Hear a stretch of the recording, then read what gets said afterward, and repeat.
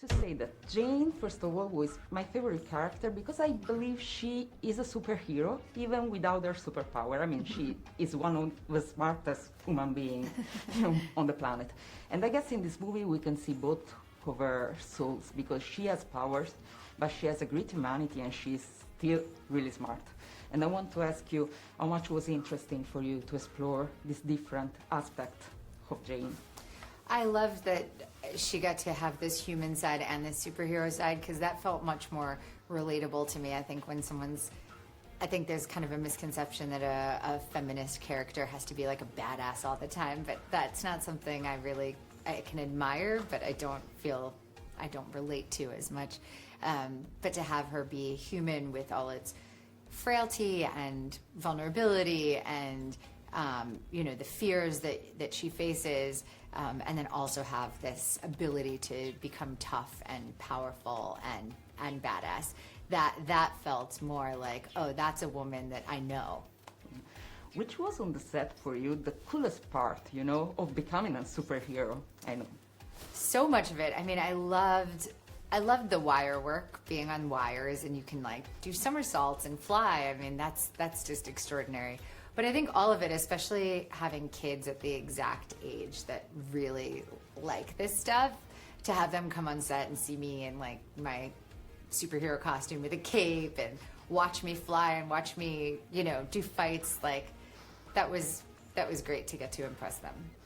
What do you think of your costume? I mean, it's so wonderful. When I was growing up, there was one female superhero, and that's the one you had to be because that was the only female.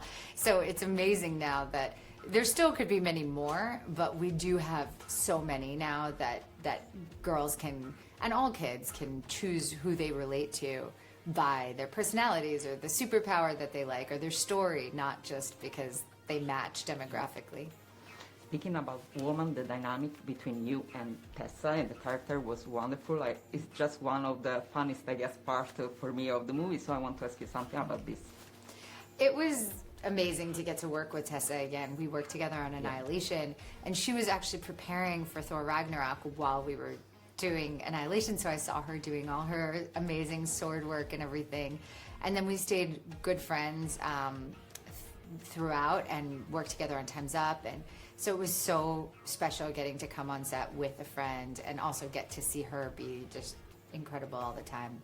And then to get to kind of, have this female teamwork and,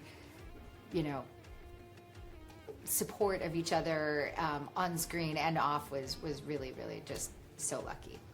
You said before there was a lot of improvisation, obviously, on the set. I want to ask you if there is a scene, if you can tell me, that you completely or just improvised. All of that. Wonderful.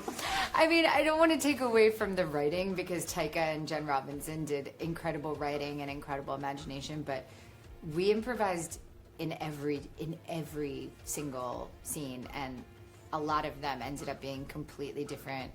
I mean, a lot of the plot changed while we were shooting the movie, so it was quite a wild and ballsy way to make this size movie because it was really open to extreme changes.